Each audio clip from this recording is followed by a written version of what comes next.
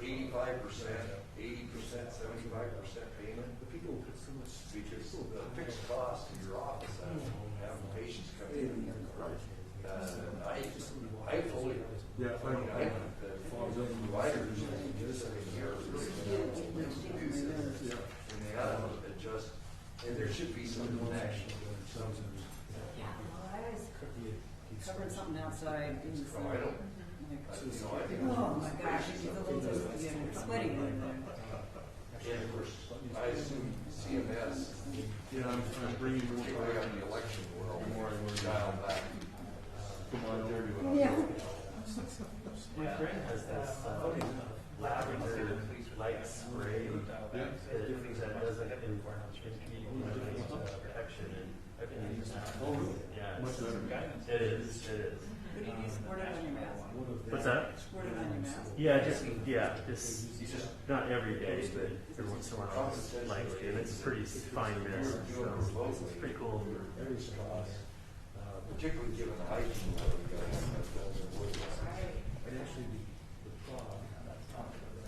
Okay. I think you're ready. I'm ready. Anytime you want. Boy, we didn't draw a very big crowd. This must be boring stuff we're doing today. You're going to probably get more likely the question I asked, so I'll hang over here.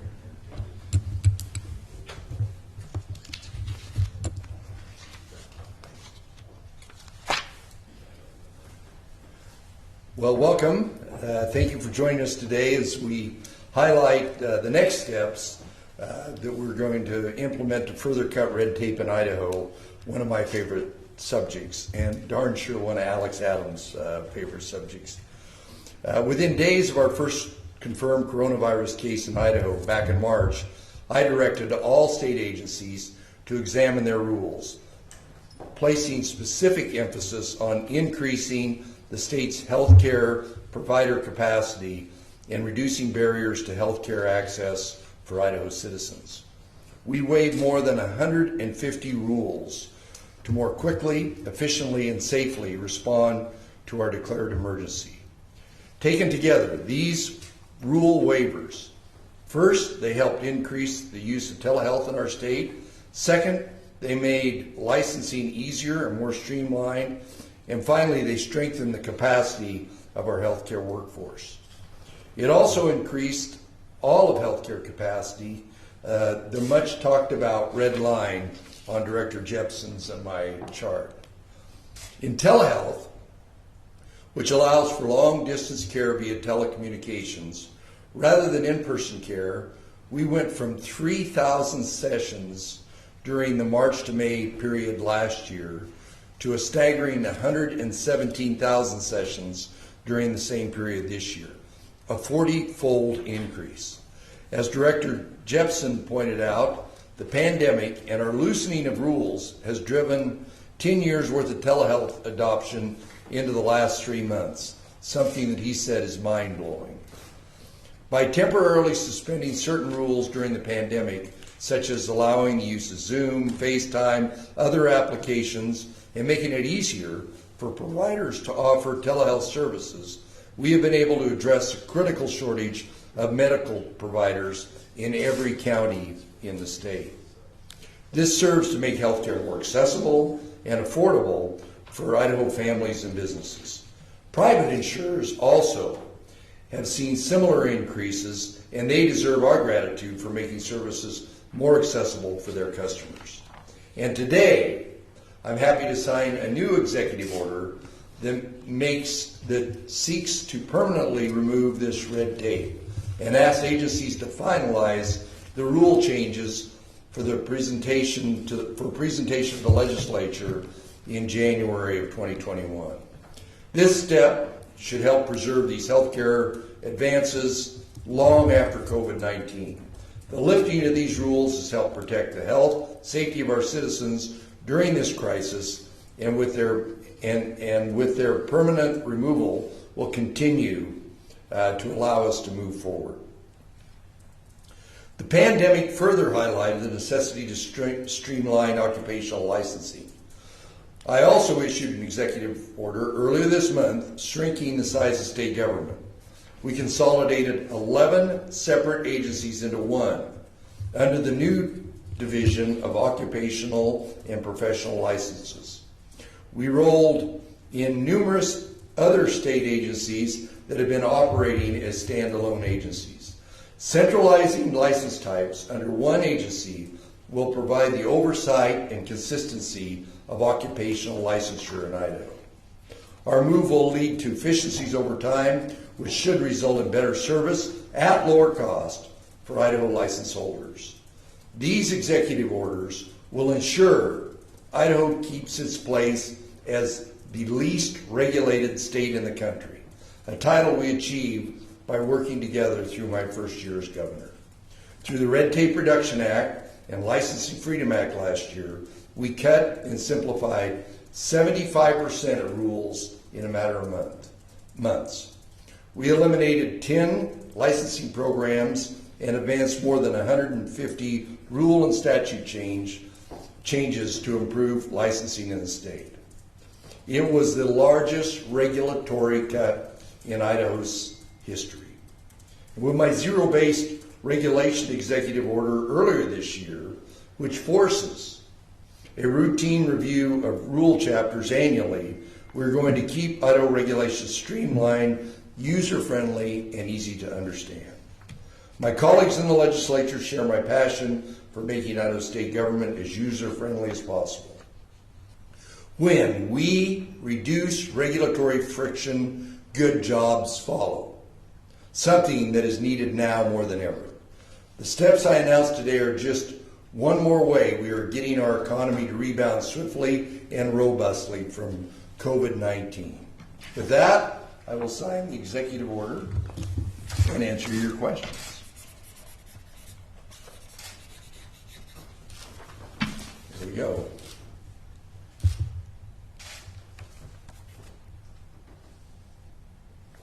Okay. Well, that was a short one. Betsy. Governor, have you had any reaction from legislators to making those telehealth changes permanent? Not to my knowledge, Alex. Of course, the rules that we're talking about will go through the rules process, which you're very familiar with. We will,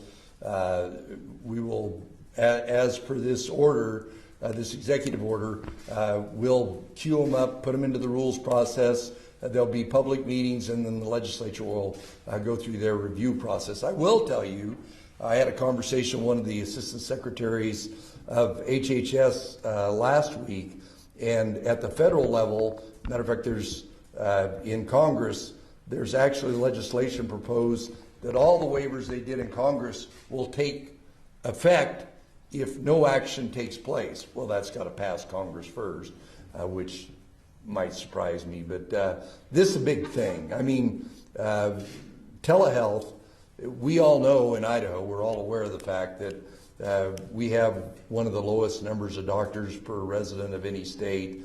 We've got a shortage of primary care physicians. We've got all these other challenges.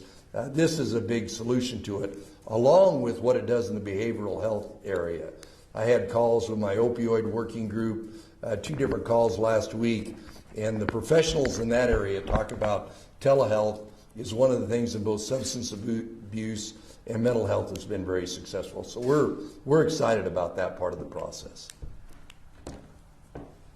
With the uptick in coronavirus cases this week, are there any plans to specifically target any locations like Ada County? We, from the very start of the coronavirus working group, which they're actually having a meeting right now that Dave and I are missing out on, we talked about as we go through the stages at a point, then we'll look at it, on a regional basis. The critical part of this whole process is that red line that I just addressed. We have enough critical access hospital care, ICU beds, those critical components. If they got jeopardized statewide, we'd probably do something wider in range, but we've still got 9 counties where we have no confirmed cases. So therefore, I think it's just fair and prudent that we do it on a regional basis rather than a statewide basis. And that was our plan from the very beginning. Betsy?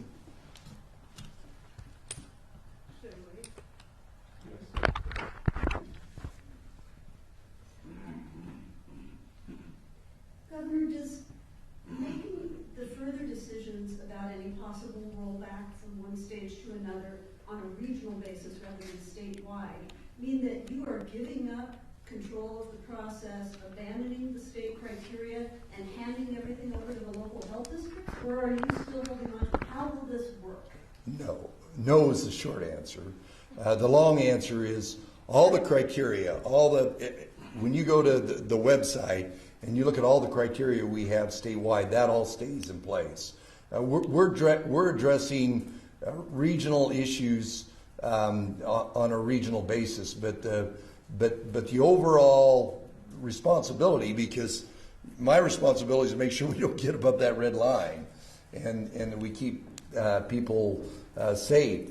There are other states where they're running short of ICU capacity, some of those other issues, and that's what we don't want to have happen in Idaho. We are not anywhere close to that. We're in good shape there. So if we have a short-term problem in an area, a specific area, we ought to address it there. Why would you close down the restaurants in Kellogg when they haven't got one confirmed case, where you know you've got confirmed cases in areas in the Magic Valley and areas here in the Treasure Valley? Governor, you've said many times about asking Idahoans to do the right thing, protect themselves and others. And then we see the increase in downtown businesses in Boise, especially where bars, restaurants saw an uptick that had reopened and now they closed again. What's your response to that? And for them doing that, and then the other one is, did we open up too soon? Well, I would add that it's not all bars and restaurants. Some of them have been very diligent about what kind of capacity there, the masking for themselves, for their patrons, the spacing. We're all familiar within just a few blocks of here where a combination of the establishments in the city made more outdoor dining. So it is not universal, and that's why, that we need to keep it more centralized. But some of them, we know that physical distancing has gone awry, and we're having that spread, particularly inside, where we don't have ventilation, where there's a lot of physical contact, where the music's loud and people are having to get in each other's face and talk loud. Those are the venues where the evidence is pointing that we have a problem right now, and I know the industry, the bar and restaurant industry is looking at it, the health district's looking at it, the city and county are looking at it, and we're part of those discussions.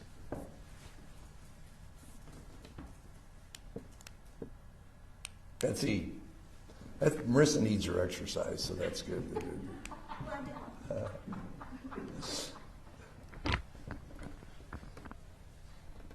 Governor, you have another press conference scheduled on Thursday regarding Rebound Idaho. Do you anticipate at that point announcing some type of new regional rollbacks in our stages of reopening?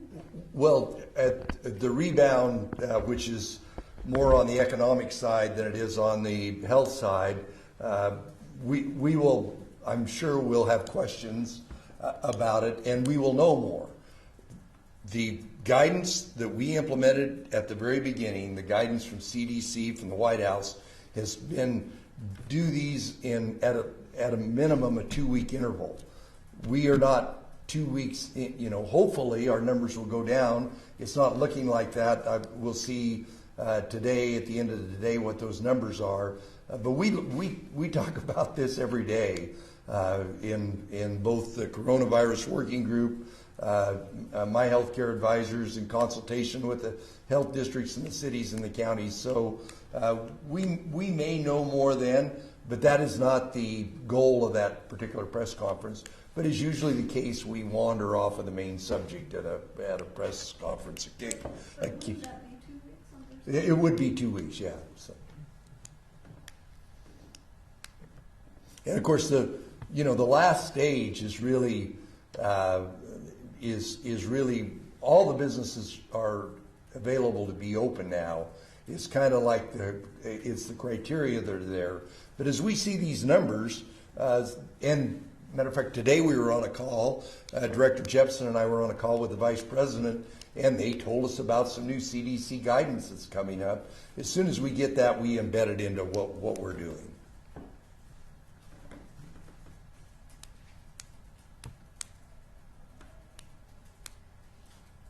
Okay.